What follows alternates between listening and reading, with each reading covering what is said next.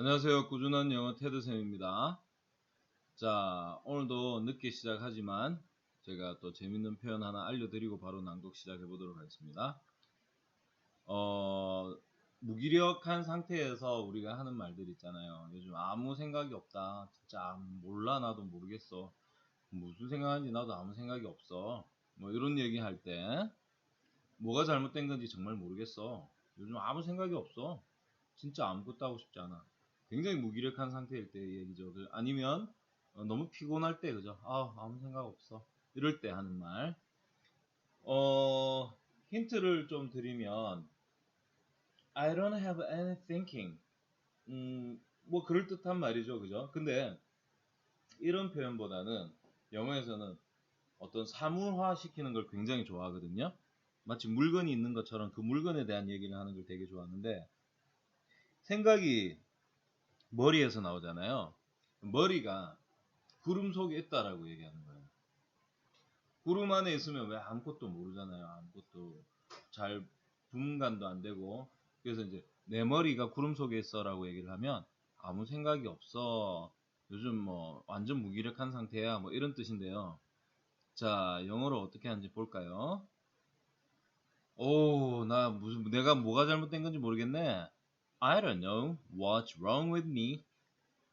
내 머리가 요즘 완전히 구름 속에 있는 것 같아. I've been having my head in the clouds these days. 진짜 아무것도 하고 싶지 않아. I don't wanna do anything. 자, 어떻습니까? 괜찮죠? 재밌는 표현입니다. I don't know. 아무것도 모르겠어. What's wrong with me? 나한테 무슨 잘못인지 나 정말 모르겠어. 요즘 뭐가 잘못된 건지 모르겠어. I've been having my head in the clouds these days. 내 머리가 계속해서 구름 속에 있는 것 같아. I don't know. I don't want to do, I don't want to do anything. 나 아무것도 하고 싶지 않아. 이렇게 이제 하는 거거든요. 그래서 한 호흡에 한번 읽어볼게요. 그리고 여러분들도 이런 표현들 한번 가져가 보시면 좋을 것 같아요. 요즘 아무 생각이 없어. 뭐, I don't have any thinking. 뭐 이런 표현보다도 왜 재밌잖아요. My head in the clouds. 그죠? 그래서 이런 표현들 같이 한번 가져가 보시겠습니다. I don't know what's wrong with me. I've been having my head in the clouds these days. I don't want to do anything. 이렇게 말씀해 보시면 좋을 것 같습니다. 자, 재밌는 표현 배웠다면 이제 낭독에 들어가 보도록 하겠습니다. 오늘도 최대한 빨리 읽어서 여러 번 한번 읽어보도록 하겠습니다. Bunnicula Chapter 1. 빨리 100번 달성하자. 얼마 안 남았습니다. The arrival. I shall never forget the first time I laid these now tired old eyes on our visitor. I had been left home by the family with the admonition to take care of the house until they returned. That's something they always say to me when they go out. Take care of the house, Harold. You are the watchdog. I think it's their way of making up for not taking me with them. As if I wanted to go anyway. You can't lie down at the movies and still see the screen.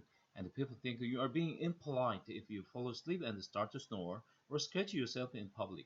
No, thank you. I'd rather be stretched out on my favorite rug in front of a nice whistling radiator. But I digress. I was talking about the first night. Well, it was cold, the rain was pelting the windows, the wind was howling, and it felt pretty good to be indoors. I was lying on the rug with my head on my paws, just staring absently at the front door. My friend Chester was curled up on the brown velvet armchair, which years ago he'd taken out as his own. I saw that once again he'd covered the whole seat with his cat hair, and I chuckled to myself, picturing the scene tomorrow. Next to Grasshopper, there is nothing that frightens Chester more than the vacuum cleaner. In the midst of this reverie, I heard a car pull into the driveway. I didn't even bother to get up and see who it was. I knew it had to be my family, the Monroes, since it was just about time for the movie to be over. After a moment, the front door flew open. There they stood in the doorway, Toby and Pete and Mom and Dad Monroe. There was a flash of lightning, and in its glare, I noticed that Mr. Monroe was carrying a little bundle a bundle with tiny glistening eyes. Pete and Toby bounded into the room, both talking at the top of their lungs. Toby shouted, "Put him over here, Dad!" "Take your boots off. You're soaking wet," replied his mother somewhat calmly, I thought, under the circumstances. "But, Mom, what about—" "First, stop dripping on the carpet. Would somebody like to take this?" asked Mr. Mono, indicating the bundle with the eyes. "I'd like to remove my coat." "I will," Pete yelled. "No, I will," said Toby. "I found him. You will drop him, are you not? You will too." "Mom, Pete punched me." "I'll take him," said Mrs. Mono. "Take off your coat this minute." But she became so involved in helping the boys out of their coats that she didn't take him at all. My tranquil evening had been destroyed, and no one had even said hello to me. I whimpered to remind them that I was there. "Harold!" cried Toby. "Guess what happened to me?" And then, all over again, everyone started talking at once. At this point, I feel I must explain something in our family. Everyone treats everyone else with great respect for his or her intelligence. That goes for the animals as well as the people.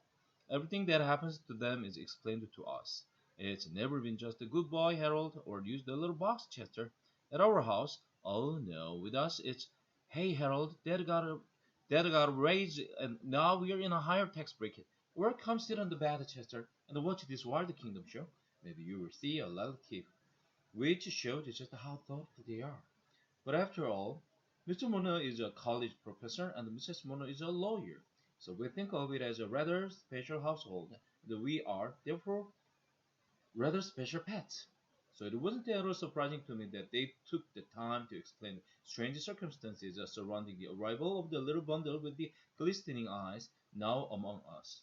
It seems that they had arrived at the theater late, and rather than trip over the feet of the audience already seated, they decided to sit on the last row, which was empty. They tiptoed in and sat down very quietly, so they wouldn't disturb anyone. Suddenly, Toby, who the little one, sprang up from his chair and squealed that he had sat on something. Mr. Mono told him to stop making a fuss and move to another seat. But in an unusual display of independence, Toby said he wanted to see just what it was he had sat on. An usher came over to their row to shush them, and Mr. Mono borrowed his flashlight. What they found on Toby's chair was the little blanket bundle that was now sitting on Mr. Mono's lap. They now unwrapped the blanket, and there in the center was a tiny black and white rabbit, sitting in a shoebox filled with dirt. A piece of paper had been tied to his neck with a ribbon. There were words on the paper, but the Monos were unable to decipher them because they were in a totally unfamiliar language. I moved closer for a better look. Now, most people might call me a mongrel, but I have some pretty fancy bloodlines running through these veins, and the Russian Wolfhound happens to be one of them, because my family got around a lot. I was able to recognize the language as an obscure dialect of the Carpathian Mountain region. Roughly translated, it read, "Take good care of my baby," but I couldn't tell if it was a note from a beloved mother or a piece of Romanian sheet music. The little guy was shivering from fear and cold. It was decided that Mr. Mono and the boys would make a house for him out of an old crate and some heavy-duty wire mesh from the garage. For the night, the boys would make a bed for him in the shoebox. Toby and Peter ran outside to find the crate, and Mrs. Mono went to the kitchen to get him some milk and lettuce. Mr. Mono sat down, a dazed expression in his eyes, and as if he were wondering how he came to be sitting in his own living room in a wet raincoat with a strange bunny on his lap. I signaled to Chester, and the two of us casually moved over to a corner of the room. We looked at each other. "Well, what do you think?" I asked. "I don't think rabbits like milk," he answered. Chester and I were unable to continue our conversation because a deafening crash commanded our attention. Pete yelled from the hallway, "Ma, Toby broke the rabbit's house." "I didn't. I just dropped it. Pete won't let me carry it." "It's too big. Toby's too little." "I'm not. You're too." "Okay, fellas," Mrs. Mooney called out as she entered with the milk and lettuce. "Let's try to get it in here with as little hysteria as possible, please."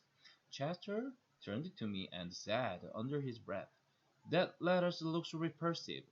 But if there's any milk left, I get it." I certainly wasn't going to argue with him.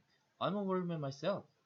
At that moment, The crate arrived, barely standing the strain of it being pulled in two directions at once.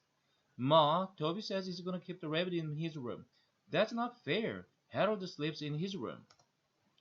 Only sometimes, I thought, when I know he's got a leftover ham sandwich in his drawer. Toby's a nice kid, don't get me wrong, but it doesn't hurt that he shared his stash with me. It was, after all, at one of those late-night parties in Toby's room that I first developed my taste for chocolate cake, and Toby, noting my preference, has kept me in chocolate cake ever since. Pete, on the other hand, doesn't believe in sharing, and the only time I tried to sleep on his bed, he rolled over on me and pinned me by my ears so that I couldn't move for the rest of the night. I had a crick in my neck for days. But he's mine, Toby said. I found him. You sat on him, you mean. I found him, and he's sleeping in my room. You can keep Smelly Old Harold in your room, and Chester too, if you want to. But I'm gonna keep the rabbit in mine. Smelly Old Harold, I would have bitten his ankle, but I knew he hadn't changed his socks for a week. Smelly indeed. Mr. Munoz spoke up. I think the best place for the rabbit is right here in the living room on that table by the window. It's right there. And he will get lots of fresh air. Peter's taller than I am, Toby cried. He will be able to see the rabbit better. Too bad, Squirt. Okay, said Mrs. Munro through clenched teeth. Let's put him to bed and make him comfortable. And then we can all get some sleep. Why? Pete asked. I don't want to go to sleep. Mrs. Munro smiled a little too sweetly at Pete. Look, Ma, said Toby. He is not drinking his milk. Chatter nudged me in the ribs. Didn't I tell you? He asked. Excuse me while I make myself available. Hey, said Toby, we gotta name him. Can that wait until tomorrow? Asked Mr. Monroe. The boys shouted in unison. No, he has to have a name right now. I have to say I agreed with them. It took them 3 days to name me, and those were the 3 most anxious days of my life. I couldn't sleep at all, worrying that they were really going to call me Fluffy as Mrs. Munro had suggested. Well, all right, sighed Mrs. Munro. What about Saint Bumba? Oh, there she goes again. I thought, where did she get them? Yuck, we all said. Well then, how about Fluffy? She offered hopefully. Peter looked at his mother and smiled. You never give up, do you, Ma? Meanwhile, Chester, who had also been named Fluffy for a short time, was rubbing against Mrs. Munro's ankles and pouting loudly. No, Chester, not now, she said, pushing him aside.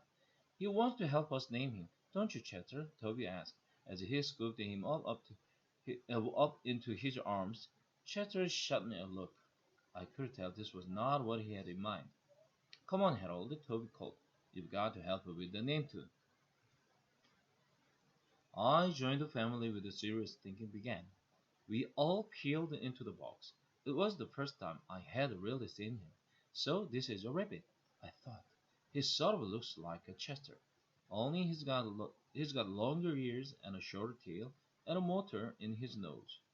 Well, said Pete, after a moment, since we found him at the Dracula movies, why don't we call him Mr. Johnson? There was a moment of silence. Who's Mr. Johnson? Asked Toby. The guy who owned the movie theater, Pete answered. No one seemed to like the idea. How about the prince? Said Mr. Monroe. Dad, said Toby, are you kidding? Well, I had a dog named the Prince once. He replied lamely. Prince, I thought, that's a silly name for a dog. We found him at a Dracula movie. Let's call him Dracula. Toby said. That's a stupid name, said Pete. Wow. 활기차기 시작했는데 벌써 잠이 오기 시작합니다. 큰일이네.